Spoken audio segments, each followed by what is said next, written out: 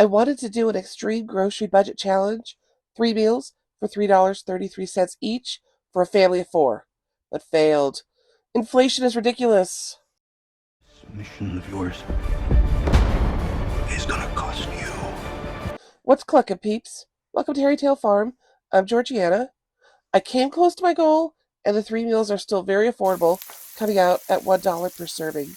So, for only $12, my challenge was to create flavorful, delicious meals that have both protein and a lot of healthy veggies. Plus, they're filling. So check out these recipes with me, and let's talk about ways we can maybe save even more. And so first off, though, let's start. Here's the grocery list from Walmart. I'm using my meal planner that I created for you as a free download, so be sure to get your copy in the description box below. Our first recipe we're going to start with is sweet potato and black bean flatbreads. First off, let's roast your sweet potatoes. This is all I had left. I went to grab the bag that I kind of had neglected, and there were 2 good ones and a couple ones with bad spots. Just cut out those bad spots and still use them. For the budget I've allotted, you should be able to get a couple of really good sized sweet potatoes.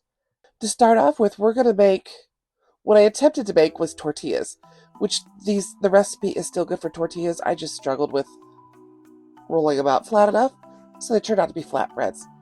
Add 1 teaspoon of baking powder to your 2 cups of flour and 1 teaspoon of salt. Then stir the dry ingredients together. And then we're going to add 3 tablespoons of olive oil, or you can use any vegetable oil of your choice. You can even use melted butter if you'd like.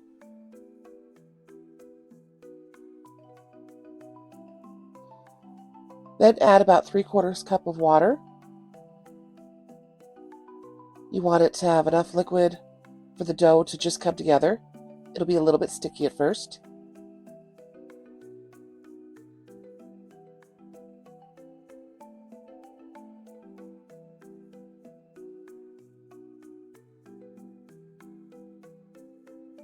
Then take the dough out of the bowl onto a floured surface, and you're going to knead the dough for about 4 to 5 minutes until it gets smooth and elastic.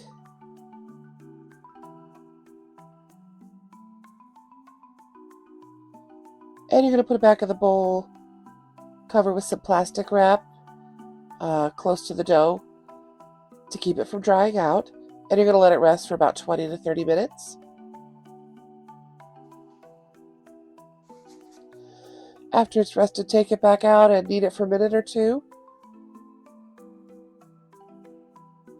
And break the dough into 8 separate balls, separate pieces.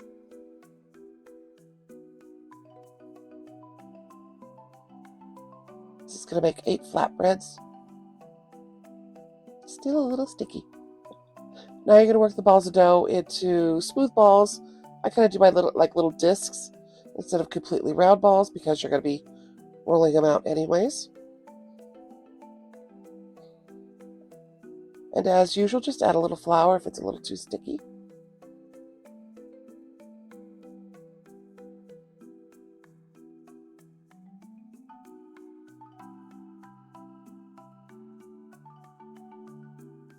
And now here's where you roll out the dough. The flatter you can roll it, the more you get like a tortilla. Mine's like a fat tortilla, or just a flatbread. Which I like the substance of that. It's a lot more filling and a lot more texture for this recipe.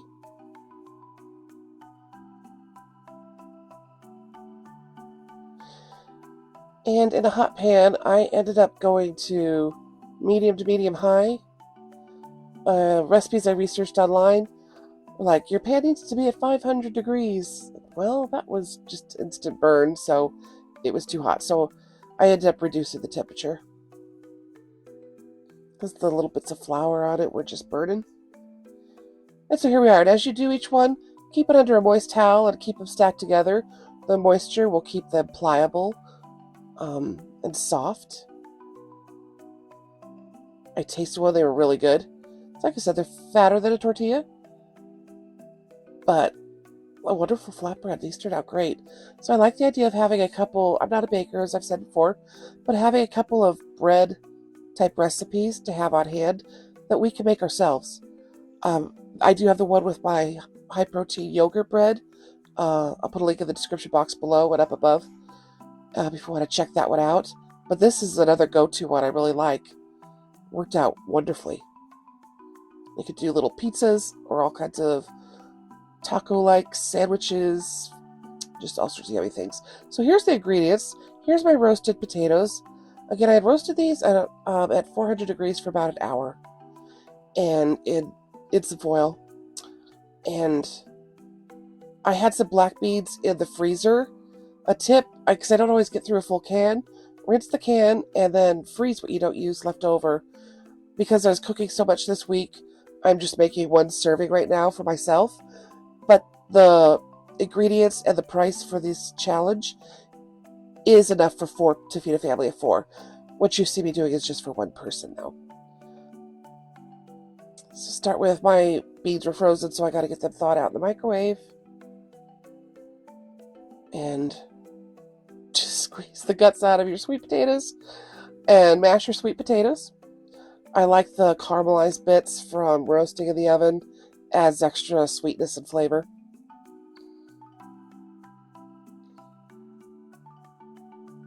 And mash those together.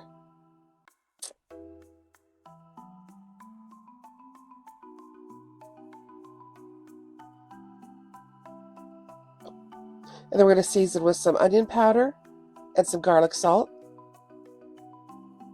A little bit of pepper to taste, as much as you like. And then I added just a little bit of heat with my Korean pepper flakes. Again, use whatever heat source you want, regular pepper flakes or even a little hot sauce. But I love these Korean pepper flakes because I feel like I've got more control over the amount of heat I put in, because I can't handle too much heat. Alright, so now we're going to go ahead and assemble it.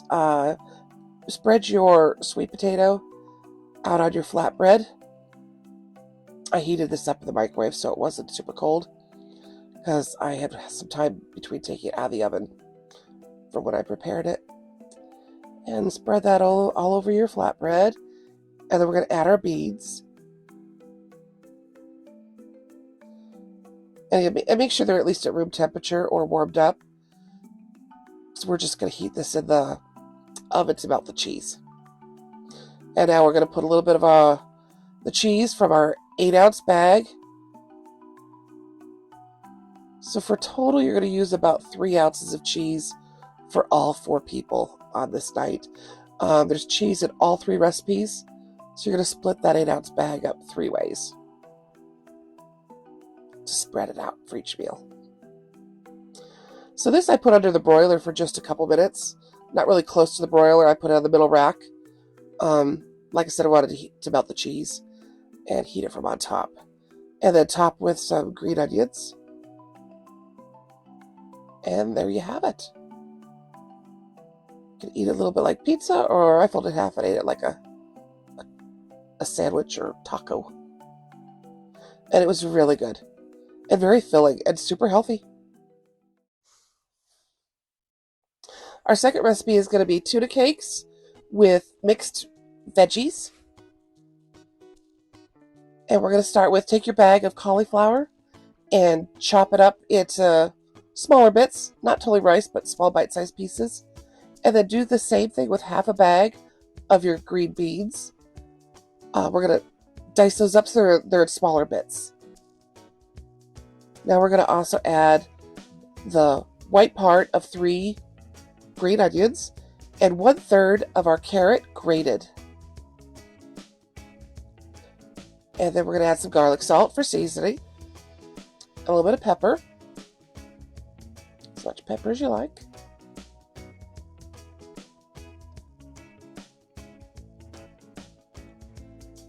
And you're going to stir this together, and we're going to saute this for about 5 minutes. And while that started sauteing, let's mix together our tuna patties. I'm using 2 5-ounce cans of tuna. That's one where I had to up it. I was going to do 1 can of tuna, but it just didn't seem like enough protein and enough to feed a family of 4. That's what helped up the budget a bit. We're going to use 1 cup of flour, some garlic, salt, and pepper, add a little bit of our cheese, and the green tops of those 3 green onions. So you've got your 1 cup of flour, add a little bit of garlic salt,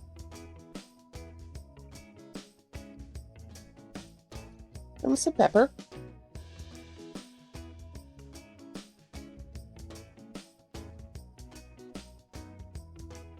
Then add your 2 cans of tuna drained.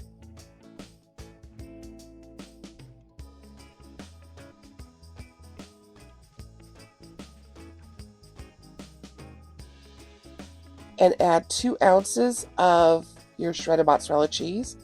This is going to help bind it. A classic recipe might have eggs, but we're doing this recipe without eggs for the budget's purpose. If you've got chickens and eggs, you can always do that. But here we are adding the greens of 3 green onions. And a little bit of water at a time. End up using about a half a cup of water. You're going to get it to, if this isn't too weird to say, about the texture and consistency of cookie dough, which sounds weird to say with tuna. But try to match this mixture here. You're just getting it all mixed together. Like I said, it's about the consistency of cookie dough. It doesn't have to be too exact. We're just going to form these into little pancake patties in a greased nonstick pan. I actually have another pan I'm doing this on the stove also. I got myself one of these little countertop burners, electric burners, because I was tired of the lights glaring on my glass top stove when I was doing these videos. It was so distracting, and it might have been bugging some of you too. I don't know. If it was, thank you for not commenting, but I know we need good light, and it's always just had a glare. So I'm trying to use the stovetop less for filming. And we're going to brown these on both sides. When you flip it over, flatten it a bit into a nice little patty. And this works out really good to get it nice and brown on both sides. It turned out a little really tender and slightly chewy on the inside. Here's the pan I've got going on the stove. They're looking good. Looking pretty. And here it is served up. So we got a healthy serving of vegetables. This is 2 servings, but I still have half a pan full of veggies on the stove. And then everybody gets 2 patties each. This recipe made enough for 8 patties. Our next recipe is pasta Primavera with chicken. And for this, we're going to use the 2/3 carrot we have left and grate that.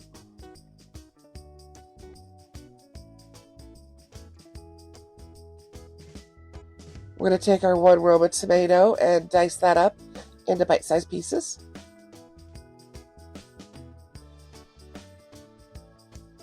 And the smaller you cut the pieces, the further it spreads out in the pasta, which kind of makes it easy, for sharing, with 4 people.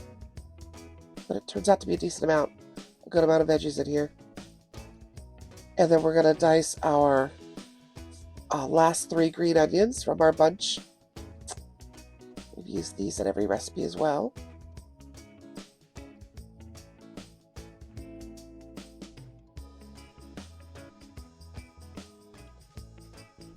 And we're going to make a little simple sauce. So I've got 2 tablespoons of olive oil in the pan heated up, and I added just about a tablespoon of flour. And we're going to make a light roux, and we're going to stick with our simple seasonings and just do a light roux with water. And you're just going to add as much water as you want. I think I ended up by the end using about 3/4 cup of water. This is water you can just add as you go, depending on how much it thickens up. And keep stirring this together, or whisk it together if you got a whisk out.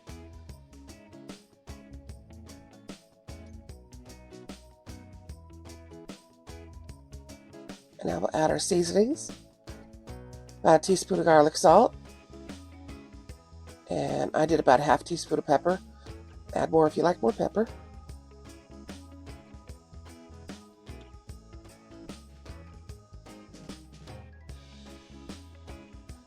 You want to make sure it has a decent amount of salt. You can always add more at the end, But once we get all the vegetables and pasta in here, here's where we add the other half of our bag of green beans.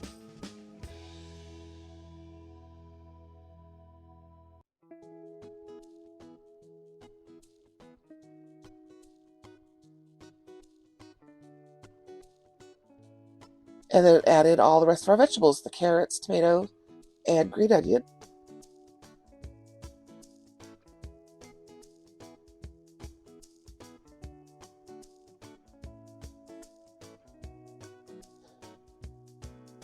My sauce is a little thick, so I added some more water. Like I said, I think we're about 3/4 cup now.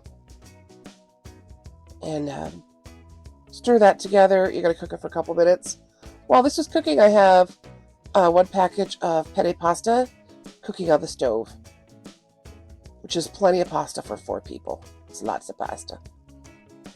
And now we're just going to add our mixed vegetable sauce, our colorful veggies for our pasta Primavera to the pasta, and give it a good toss.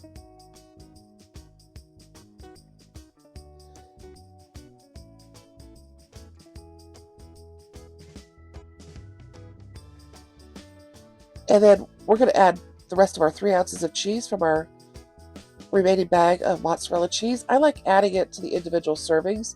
You could add it to the bowl if you wanted. I kind of like adding it to each bowl and let it melt down on the hot pasta.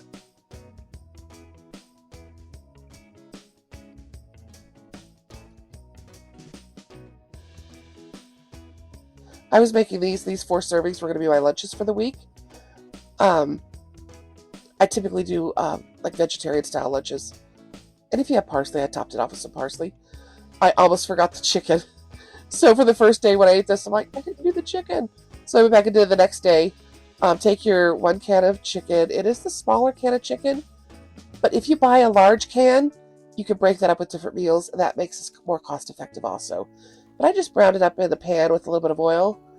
You could top off each bowl of pasta for each family member with a little bit of chicken to get some extra protein in there. Well, thank you for watching and cooking these recipes with me today. Hope you liked them. Hope they were helpful and inspirational.